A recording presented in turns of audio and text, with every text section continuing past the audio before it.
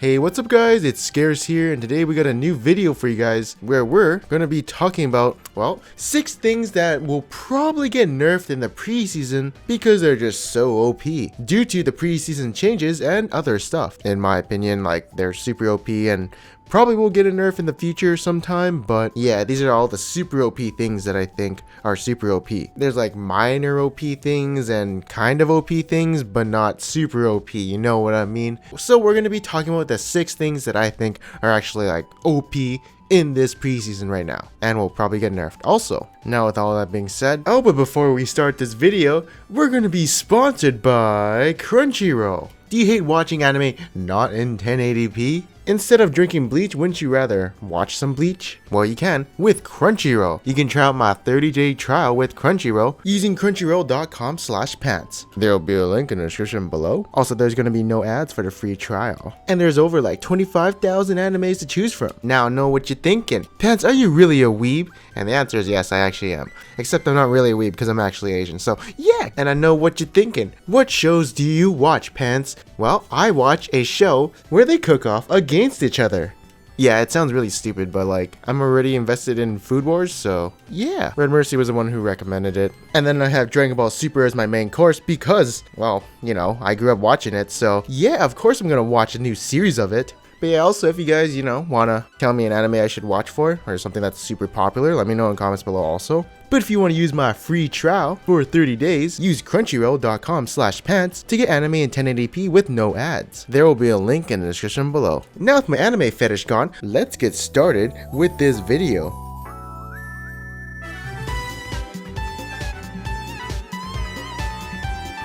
Alright, so first up, let's talk about one of the most OP things in my opinion, which is going to be Vayne in this preseason. So why is she so OP right now in this preseason? Well, actually, before the preseason started, I actually thought she was like pretty OP. I mean, I saw what she can do late game was basically 3-shot squishies, and it was like pretty stupid with her late game crits with her Q, and you have like 70% crit and like your ultimate giving you 80 steroids. Yeah, it's like pretty insane for her, and she just becomes really stupid in late game. Like unbelievably stupid. Like if she gets fed in the early game, the game's honestly over. If she gets like destroyed in the early game, well, the game's over at 40 minutes or something like that. And basically you only have 40 minutes to end the game before she starts to outscale your 80 carry. Yeah, I know she has like a shitty laning phase, but if you can get through that and like be safe and stuff like that, she'll probably do more wonders than the other 80 carry. Yeah, sometimes she can actually get ahead, but for the most part her laning phase is probably the hardest part. But like, yeah, she's just, fuck, her late game is insane. Now obviously in like season 6 she was like a decent 80 carry, but the reason I say she's actually so much better in this preseason right now is because right now we have a meta full of tanks. Who's a really good tank destroyer? It's gonna be Vayne. You know, Vayne's W has 2 damage, and she also can kite around tanks, so that's really good for her. But yeah, right now the meta just favors her a lot and kind of makes her OP. I thought when they buffed her Q, she was like alright and kind of OP, kind of like sleeper OP. But now basically with this new meta, she's definitely super strong and is probably going to get a nerf sometime in the future. I mean, I think 2-shotting squishies with basically a auto attack and a Q with 2 lucky crits is not really healthy for League of Legends. So yeah, expect some crit nerfs or tumble nerfs or something in the future.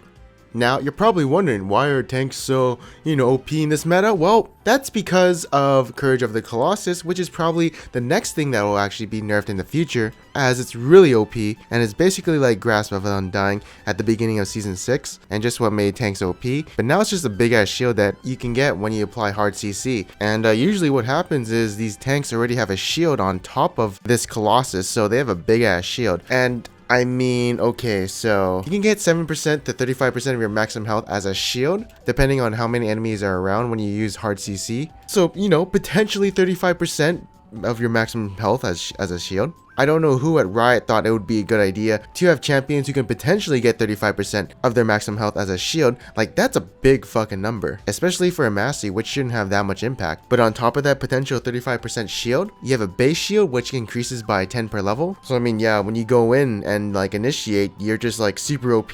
And you're just like, "Arr, you can't fucking kill me." And also, it's like really good for trading as well. Although it is up like every 30 seconds, still, they can't do shit to you while you can do shit to them. If of course your champion does have hard CC. But yeah, this is what makes like all these tanks like super broken. And basically anyone who can use his keystone effectively is like a really good champion right now. And so yeah, expect to see this mastery probably nerfed sometime in the future. Probably like tone down the maximum health and maybe of course put a cap on it or something. And the base shield may go down, but maybe not.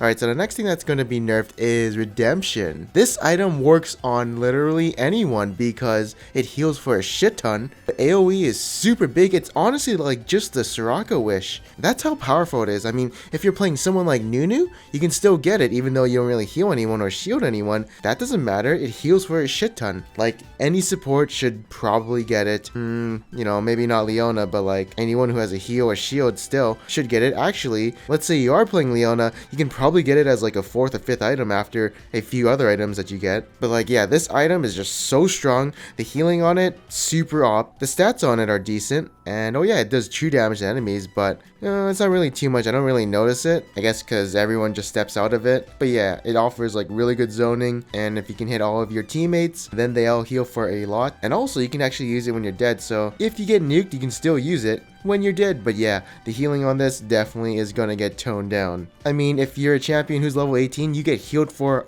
490 plus 10%. I think it stacks with that. So yeah, it's really good. And if you have more increased healing and shield power items, it's gonna increase. So like a Makao's or something. But yeah, they're probably gonna nerf it. Honestly, they probably will add an AP ratio to it and just tone down the base healing on it. So yeah, pretty sure like, you know, supports like Janna, anyone who has AP ratios are supposed to get it, not just like any champion in the game right now. But yeah, this is probably going to get nerfed 100%. I can definitely see it happening in the future sometime. Now, speaking of items, another OP item that is currently available is called Knight's Vow. So what is so strong about this item? Well, basically it's really good for protecting your AD carry as well as yourself kind of. And if I compare this with Deadman's Plate, well, in terms of stats, you get health regen, 10 more armor, but 100 less hit point.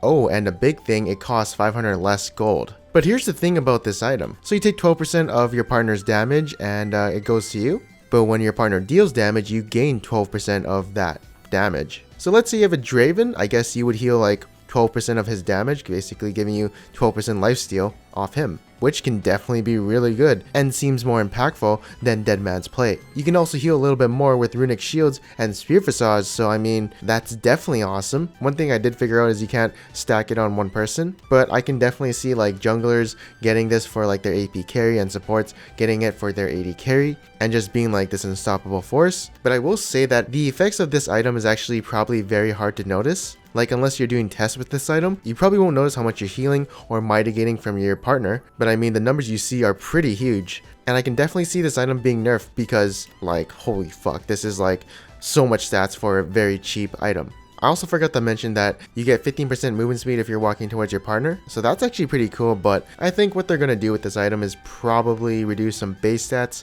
and probably keep it 12%, I think. But yeah, definitely, if this item stays like this, you'll definitely see it on junglers in Season 7. Now, we're going to forget about items for a second, and now we're going to go back to the champions, and one of those champions who are probably going to get nerfed in the future is going to be Ivern. This champion is like, honestly, he's so stupid. His Q with 40% CDR is actually up quite often and snares you for 2 seconds while also letting your allies dash to that target to just basically kill him. Is pretty powerful for catches and also team fights. Like if you catch an enemy like Vayne or something, she's dead, like 100% dead. His ultimate, aka Daisy, is also now smarter in this patch and doesn't do nothing anymore and is actually, you know, more AI controlled, but she's actually really annoying knocking up someone for 1 second and is also quite tanky herself, so you can't really do anything against her and you just kind of take it and have to kite her. But yeah, this guy just constantly throws out shields, CC, and is actually a really good support jungler. Oh yeah, he's also OP because, well, support items are OP, like Redemption, Athene's Unholy Grail, except that's not really too OP. And his dueling power, well, if he's building tanky and he summons his ultimate, he can actually 1v1 probably anyone in this game right now. Well, we're talking about early game jungle skirmishes, not like 1v1 against a Vayne or something. But he's just got that like base strength and it's so annoying to deal with him. His mid game is definitely super powerful. And yeah, I don't know, he's He just feels like super strong with his base stats and stuff. You don't even have to build AP on him. His utility and base stats are just super strong. Although late game, he's not really a true tank, but he still gets the job done, kind of. Anyways, I don't know what they're going to nerf with this champion, but one of two things are going to happen. All the support items are going to be a little less OP, or Daisy's going to be maybe a little bit less obnoxious. Maybe. I don't think his problem is that he does too much damage, but I don't know. Maybe less CC? I actually don't know. Was he OP in Season 6? Hell no. Now he is though, and yeah. I think it might have to do with the Daisy buffs. Or people learned how to like build him as a support and stuff like that. And now finally, to our last thing that we're probably going to nerf. Oh, sorry. Riot's going to nerf. His name is Hecarim. Alright, Season 6, a really good carry jungler. A lot of high elo junglers were like definitely just shitting on people with him. Even I was. And you know, if I do good on a champion, that means, well, that champion's OP. Honestly, I think that's what it actually means. Somehow my body and mind just has an addiction for playing OP shit, from the jungle to the top lane to even the support, even AD carry. I just, you know, have a thing for being a huge ass meta slave, and my mind is telling me, yes, Hecarim is super OP, that's why you should play him, if you want to win. Now, why is he so OP right now? Well, there's actually a lot of reasons. First of all, you know, being a really good jungler in Season 6, that's good. But also he's able to use Courage of the Colossus, and he's always diving in the backline, so he'll probably get, you know, 5 people to give him a 35% maximum health shield. And also he has AoE clears with his Q, so yeah, that's pretty good. Yeah, that's actually about it. He just got indirect buffs, so now he's like pretty strong. I don't know what else to say. Like, yeah, all those things are probably going to get a nerf, but I think he's going to need some more toning down afterwards, so yeah. I don't know. He just seems OP. Yeah, that's about it. They're probably just going to nerf his damage or something. I don't know. But yeah, that's actually going to be it for this video. Oh, actually, you know what will probably get a nerf? Mikaels. That shit on paper looks pretty OP. 20% more healing and shield power. Ooh, that's awesome. Also, it's cheaper, lower cooldown, and gives you movement speed now. I don't know, looks like a broken ass item as well to me, but not as popular as like Redemption, I think. We'll probably get a nerf in some way, or maybe supports will just be OP.